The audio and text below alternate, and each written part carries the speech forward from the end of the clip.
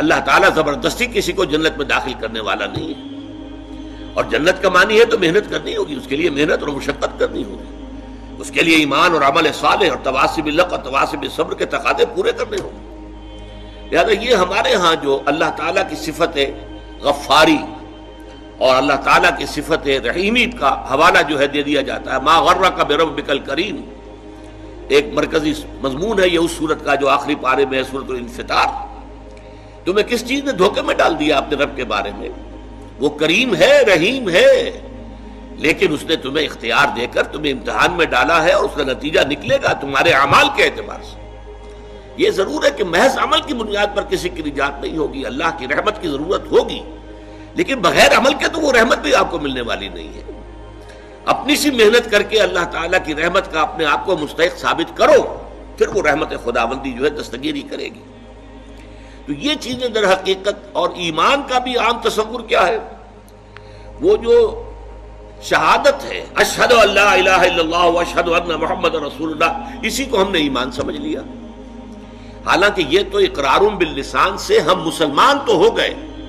قالت الاعراب آمنا قل لم تؤمنوا ولكن قولوا اسلمنا ولما يدخل الايمان في قلوبكم، یہ بدو کہہ رہے ہیں ہم ایمان لے آئے، نبی ان سے کہہ دیجئے تم ایمان ہرگز نہیں لائے ہو، بلکہ یوں کہو کہ ہم اسلام لے آئے ہیں، ہم نے اطاعت قبول کر لی ہے، اور ابھی ایمان تمہارے دلوں میں داخل نہیں ہوا۔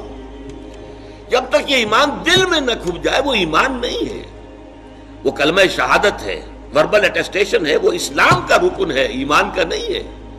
ایمان کا رکن کیا ہے؟ ثم لم يرتابوا انما المؤمنون الذين آمنوا بالله ورسوله ثم لم يرتابوا۔ اصل مومن تو وہ ہے جو اللہ پر، اس کے رسول پر ایمان لائے، پھر شک میں ہرگز نہ پڑے، یقین کی کیفیت ہو جائے۔ پھر عمل صالح، جیسا کہ میں نے کہا قرآن مجید میں شاذ آپ کو بڑا تلاش کرنے کے مقام تلاش کرنا پڑے گا جہاں کہ ایمان کے ساتھ عمل صالح کی شرط موجود نہ ہو، وہ لازم و ملزوم کی طرح ہوتے ہیں۔ پھر یہ تواصی بالحق اور تواصی بالصبر ہے۔ تو یہ تمام چیزیں لازم ہیں، اور ان کے لزوم کو در حقیقت ذہن نشین کرنا، جیسا کہ میں نے عرض کیا کہ اس کی ہمارے اس منتخب نصاب کے درس کا مرکزی ہدف یہی ہے، ٹارگٹ یہی ہے کہ ہمارا جو تصور ہے فرائض دینی کا وہ بدل جائے۔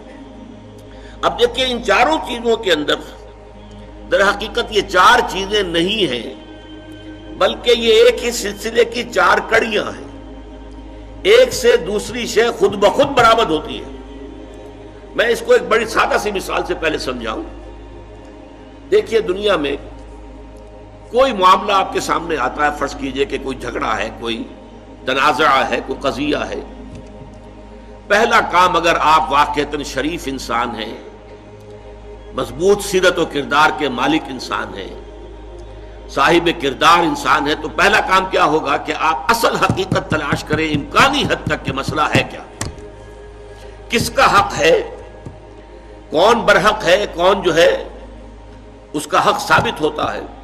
تو پہلے یہ ہے تفتیش، تحقیق کہ حقیقت معلوم ہو جائے۔ ثانیاً اب جو حقیقت آپ پر منکشف ہو، اب اسے قبول کرنا دل سے، اور اگر اس کا کوئی اثر آپ کی ذات پر بھی پڑتا ہو تو اس کو عملاً اختیار کرنا۔ فرض کیجئے کہ اس معاملے میں کوئی ایسا پہلو نکل آیا ہے جس کی زد خود آپ پر پڑ رہی ہے، تو اس لیے کہ مجھ پر زد آ رہی ہے یا میرے والدین پر آ رہی ہے، میرے رشتہ داروں پر آ رہی ہے، اگر غض بصر کریں گے، صرف نظر کریں گے، تو معلوم ہے سیرت اور کردار نام کی کوئی شے نہیں ہے، پھر بودا انسان ہے، کوئی حیثیت نہیں۔ جیسے کہ قرآن مجید میں سورہ نساء میں فرمایا گیا، یا ایھا الذین آمنوا کونوا قوامین بالقسط شہداء للہ ولو علی انفسکم او الوالدین والاقربین۔ اے ایمان والو، کھڑے ہو جاؤ عدل کے علم بردار بن کر، اللہ کے لیے گواہی دینے والے بن کر، اور چاہے کوئی معاملہ ایسا ہو کہ جو تمہارے خلاف جا رہا ہو، تمہارے والدین کے خلاف جا رہا ہو، تمہارے رشتہ داروں کے خلاف جا رہا ہو، عدل کا دامن ہاتھ سے نہیں چھوڑنا۔ اسی طرح فرض کیجئے کوئی فیصلہ جو ہے صحیح بات، اس سے آپ کے کسی دشمن کو فائدہ پہنچ رہا ہے، اب یہاں اس وجہ سے نہ رک جائیں۔ یا ایھا الذین آمنوا، یہ سورہ مائدہ میں ہے، کونوا قوامین للہ شہداء بالقسط ولا یجرمنکم شنآن قوم علی الا تعدلوا اعدلوا هو اقرب للتقوی۔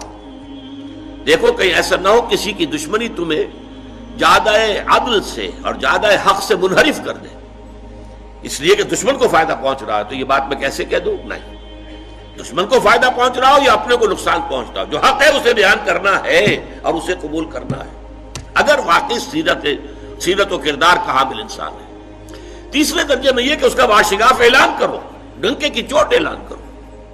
اور چوتھے یہ کہ اگر اس میں کوئی ریزنٹمنٹ ہوتی ہے، کوئی فریق جو ہے آپ کے خلاف کوئی اقدام کرتا ہے، کوئی پروپیگنڈا کرتا ہے، کوئی آپ کے خلاف جو ہے کوئی اور ایسی تدبیر کرتا ہے جس سے نقصان پہنچ سکتا ہے، تو ڈر کر خاموش نہیں ہو جانا، بلکہ یہ کہ وہ سارے خطرات کو برداشت کرتے ہوئے مردانہ وار جو حق بات ہے اسے کہنا ضرور ہے، اور اگر اس میں کوئی تکلیف آ رہی ہے تو اس کو جھیلنا ہے۔ یہ خود بخود جو ہے یہ 4 قدم جو ہے، اگر انسان صاحب کردار ہے، اگر اس میں واقعتاً سیرت اور کریکٹر نام کی کوئی شے، تو یہ خود بخود ہوگا کہ ہر شے کی حقیقت تلاش کرو۔ نمبر 2، اس کو قبول کرو، اور اس کا کوئی عملی تقاضا ہے تو اس کو پورا کرو، اس کا اعلان کرو ڈنکے کی چوٹ، اور اگر اس میں تم پر کوئی تکلیف آئے تو جھیلو۔ فَأُولَٰئِكَ يَدْخُلُونَ الْجَنَّةَ يُرْزَقُونَ فِيهَا بِغَيْرِ حِسَاب، تو وہ لوگ ہوں گے کہ جو جنت میں داخل کیے جائیں گے، اور وہاں انہیں جو کچھ ملے گا وہ کسی حساب کتاب سے ماوراء ہوگا۔ وہ 10 گنا 700 گنا اس کو چھوڑو، اس کا تو کوئی حساب کتاب ممکن ہی نہیں، تو ان کے لیے جنت میں۔ یہ میں بہت دفعہ واضح کر چکا ہوں کہ جنت کی نعمتوں کا جن کا ذکر قرآن میں ہے، یہ اصل میں جسے عربی میں کہتے ہیں نزل، یہ نزل ہے، وہ چیزیں جو ہم جانتے بھی ہیں کہ جو بھی وہاں کلما رزقوا منہا من ثمرۃ رزقا قالوا ھذا الذی رزقنا من قبل، آم دیا جائے، صحیح آم تو ہم کھاتے تھے، دنیا میں بھی کھاتے تھے، اس آم کی جو لذت ہوگی اس کا آپ تصور بھی نہیں کر سکتے دنیا کے آم میں، تو نعمتیں وہی ہوں گی۔ لیکن یہ نزل ہے، نزل کسے کہتے ہیں عربی زبان میں؟ نزیل کہتے ہیں، نزل ینزل اترنا۔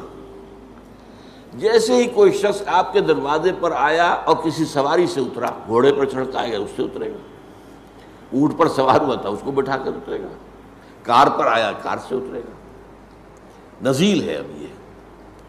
تو فوراً آپ پیش کرتے ہیں کوئی موسم کے مطابق، کوئی ٹھنڈا کوئی گرم، وہ تو بھاگ کر فوراً پیش کر دیں گے، اس کو کہتے ہیں نزل، جو کسی مہمان کی آمد کے فوراً بعد پیش کرتے ہیں۔